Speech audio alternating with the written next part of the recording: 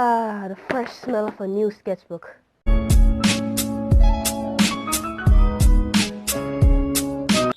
So, yes, you've started a new sketchbook and you have no idea what to do. The first page is blank as can be and you're at a loss for ideas. Yeah, that happens to me a lot when I start a new sketchbook.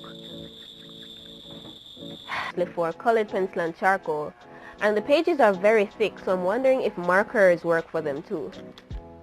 So I'm just going to test out a few of these markers on it.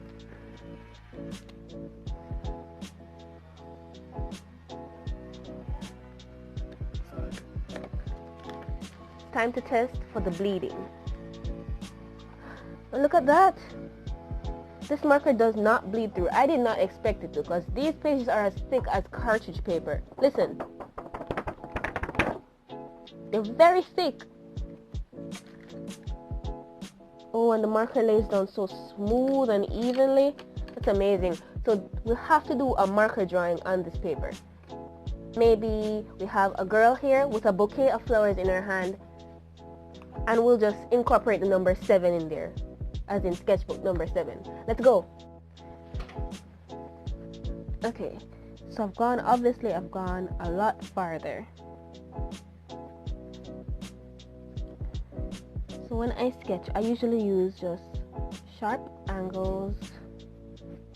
I move very quickly. I've made it a point of duty to sketch as fast as possible. Now, I know the proportions look a bit off, but I think they're fine. For the next aspect of this piece, she's kind of a pin-up modelish kind of girl.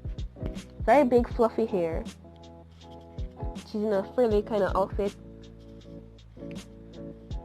And now for the centerpiece. Well, she's the centerpiece, but let's say the garnish to this drawing. More flowers. So we're gonna have a wild array of flowers, maybe different kinds of leaves. I finished the sketch. I've cleaned it up a little bit, so it's more coherent. So what I'm going to do, I'm going to erase it a little bit and then just use a lot of line art. Okay, you've seen me do the sketch already. Line art is basically the same thing. So let me just... So, I am back. The line art is done. I did a thicker outline to separate it from the background. So, on to coloring. So, how I color, I usually just put on a base layer of marker. And let's start with the hair first. So I've already decided that this hair is going to be this delicious chocolate brown color. And I'm going to leave the middle of the hair, or the places where the highlights are, I'm going to leave them white, and then I'm going to go over them with a more natural looking color.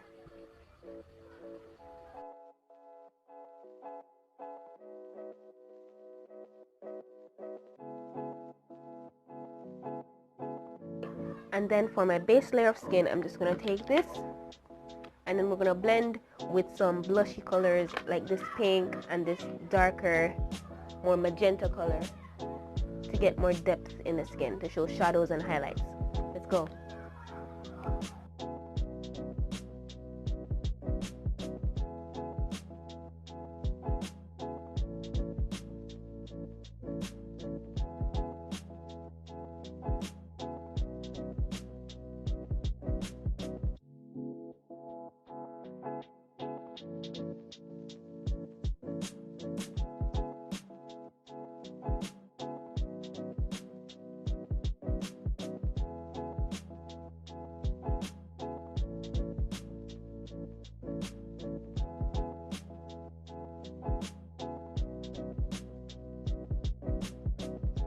Okay, so obviously this drawing is very warm. There's a lot of warm colors like warm browns and warm oranges, and there's not much contrast between the skin and the shirt, but I'm okay with that.